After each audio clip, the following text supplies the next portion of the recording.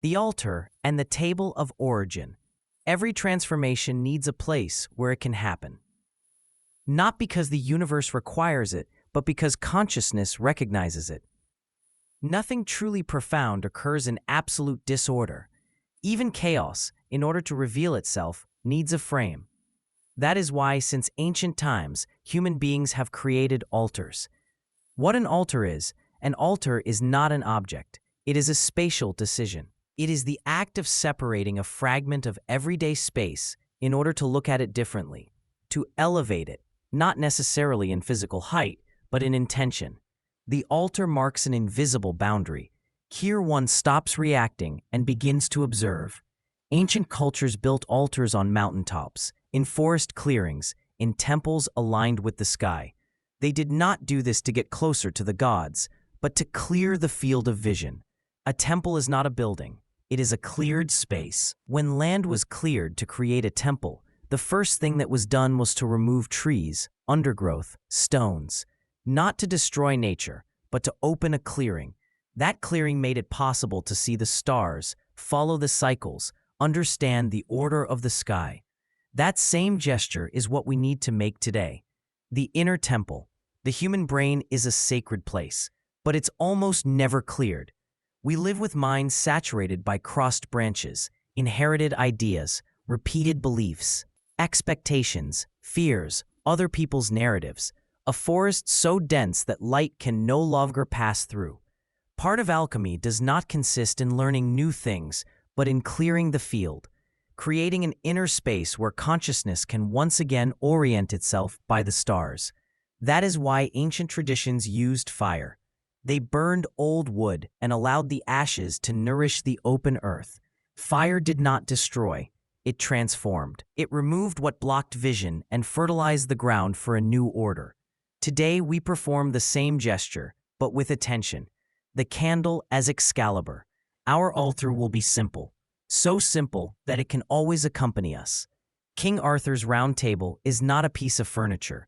It is a symbol of center and equality. No one occupies a higher place because the center belongs to the origin. On our altar, Excalibur will not be a metal sword. It will be a small candle. The flame is a point of contact between worlds. It does not belong entirely to matter, nor entirely to air. It moves, vibrates, consumes, and illuminates at the same time. The flame is visible origin. That candle at the center represents Excalibur anchored in the stone, consciousness rooted in the body. The 12 around the fire.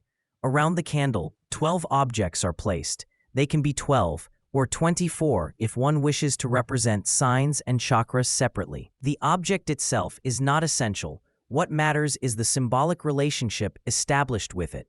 Each object represents a zodiac sign and its corresponding chakra. It can be a stone, a crystal, a figure, a drawn symbol, a natural element. This is not about aesthetics, but about resonance. By arranging them in a circle, a tangible image of the order being calibrated is created. The body understands images before concepts. Matter responds when it is organized with intention. This is how the round table is built. The daily rite. The ritual does not need to be long. It needs presence. The most favorable moments are usually simple ones. Upon waking, when the mind has not yet filled with stimuli, or before sleep, when the day begins to settle. You approach the altar, you light the candle, you pronounce the mantra of the element of the day. Then you bring attention to the corresponding chakra, a minimal gesture, a conscious breath, a subtle internal adjustment. Nothing forced, nothing theatrical. After that, you observe the flame. The contemplation of fire is not passive, it is an alchemical act. The flame transforms what obstructs inner vision. It consumes, without violence, the layers that are no longer necessary. While observing the fire, you set the intention that everything that blocks your clear perception of the cosmos be transformed into light. That is enough. Anchoring vision in matter. Hermetic laws teach that the external world reflects the internal world, but less often is the inverse stated. The internal world is also ordered through external structures. That is why the altar is important. Not to modify the external world, but to strengthen the internal world.